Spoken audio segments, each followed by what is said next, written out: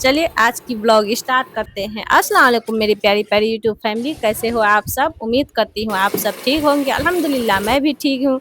और आज की ब्लॉग आज फिर एक न्यू ब्लॉग के साथ हम आ चुके हैं और चलिए आज की ब्लॉग स्टार्ट करते हैं। आज की ब्लॉग स्टार्ट करने से ना मैं एक लाइन शेयर करूंगी क्योंकि ये लाइन सच में बहुत ही खूबसूरत है, क्योंकि इस लाइन को लिखी आज सुबह से ही मैं शूट कर रही थी क्योंकि मैं फजर की नमाज पढ़ी। फजर की नमाज पढ़ने के बाद फिर क्या होता है ना, मैं कुरान शरीफ नहीं पढ़ पाती हूँ क्योंकि बच्चे के स्कूल की टाइम हो जाते हैं और एक बच्चे नहीं तीन तीन बच्चे को तैयार करवाना पड़ता है, उसकी टिफिन उसकी मतलब जो भी रेडी 6:30 बजे इन लोग का गाड़ी आ जाता है। तो बट मैं कुरान शरीफ क्या होता है ना, बच्चों को स्कूल भेजने के बाद जो है ना मैं कुरान शरीफ फिर लेके आराम से बैठती हूँ क्योंकि 6:30 बजने के बाद फिर मुझे वक्त ही वक्त है वो होता है, क्योंकि हस्बैंड जो है वो मतलब 8 बजे के बाद ही उठते हैं, उसके 9 बजे ऑफिस है, वो 1 घंटा पहले जग जाते हैं। उसके बाद जो भी नाश्ता वास्ता जो भी करना होता है वो करके उसके 9 बजे उसका जो टाइमिंग फिक्स है, 9 बजे वो फिर अपना ऑफिस के लिए रवाना हो जाते हैं। तो इसके वजह से मैं जो है ना ज़्यादा जब भी हस्बैंड घर में रहते हैं तो मैं उतना शूट नहीं करती, बस थोड़ा-थोड़ा क्लिप करके शूट कर लेती हूँ क्योंकि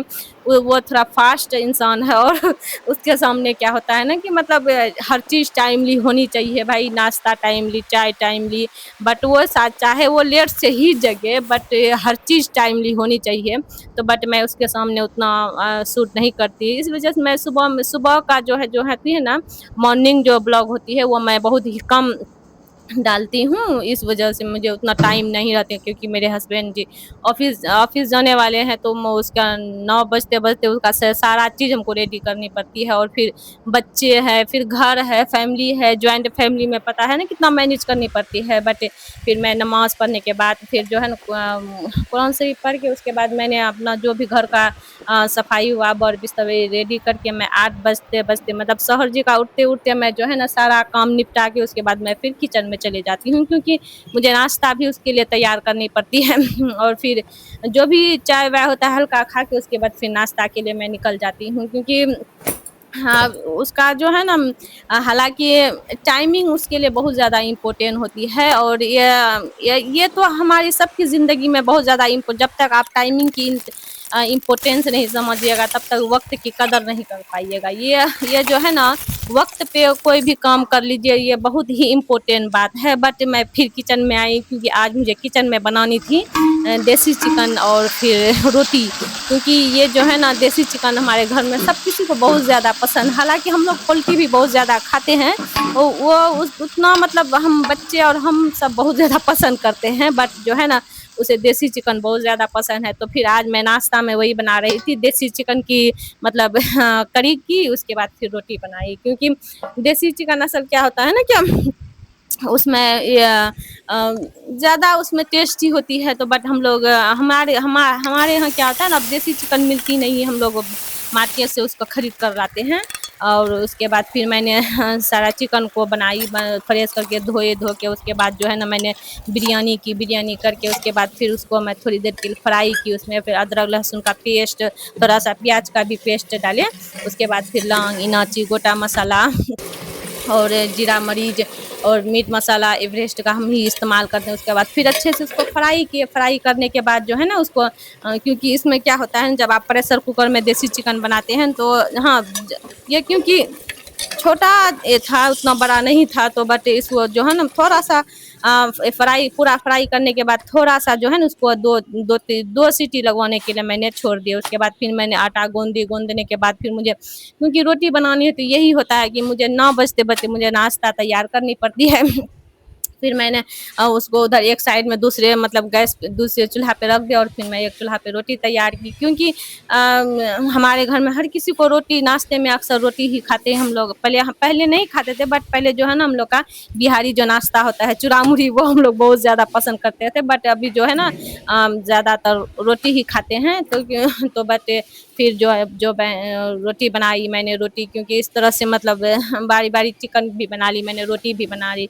और फिर क्योंकि नाश्ता सिर्फ हम ही 2-4 आदमी करते हैं क्योंकि बच्चे तो स्कूल चले जाते हैं और माशाल्लाह से बच्चे स्कूल से आते-आते ज़ोहर की अज़ान हो जाती है। तो बट फिर वो लोग खाना का ही उन लोग को दोपहर का खाना खा के उसके बाद फिर जो है ना फिर मेरी रोटी भी तैयार हो गई क्योंकि रोटी भी तैयार हो गई और चिकन भी इधर में रेडी हो गई क्योंकि आज देसी चिकन और रोटी की जो है ना नाश्ता में हम लोग बनाए थे।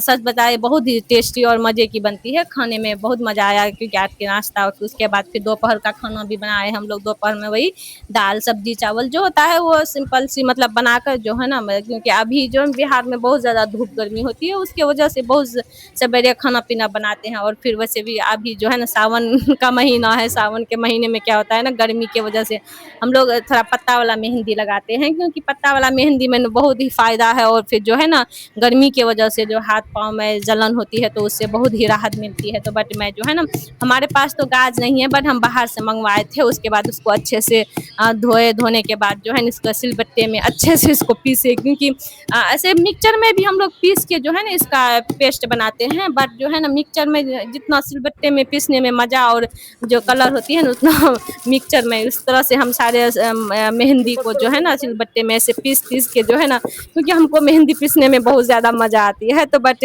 हालांकि अम्मी बोल रही थी कि इतना मेहंदी कब तक पीसोगी, लेकिन मैं पीस लूँगी।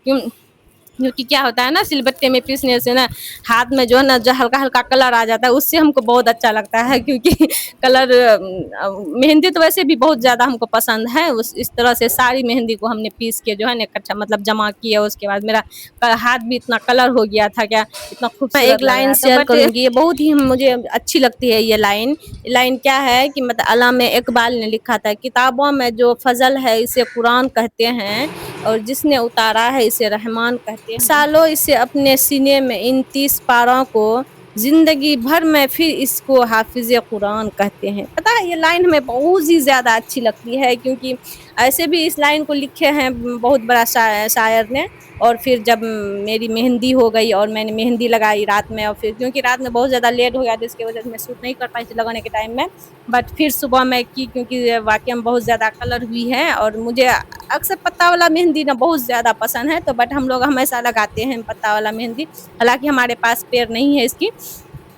तो फिर उसके बाद जो है ना मैंने हाथ धोई नहीं, उसके बाद फिर सरसों का तेल लेके पूरा हाथ में हम मिक्स कर लिए, क्योंकि जितना कलर होती है ना उतना मुझे बहुत ज़्यादा पसंद आती है कलर मेहंदी। जब भी चाहे चाहे कोई भी कुप्पी वाले हो या फिर ये हो तो ये तो ओरिजिनल मेहंदी है। और ये भी जब ज़्यादा कलर आ जाते हैं तो बहुत ही ज़्यादा हमें खूब अच्छी लगती है। और हमें जो है ना कलर बहुत ही अच्छी लगी। क्या अगर आपको मेरी वीडियो पसंद आए तो वीडियो को लाइक और चैनल को सब्सक्राइब करना ना भूलें और वीडियो को एंड तक ज़रूर देखें, क्योंकि और मेरी मेहंदी कैसी लगी और अगर किसी को पसंद आए तो प्लीज़ कमेंट में ज़रूर लिखें।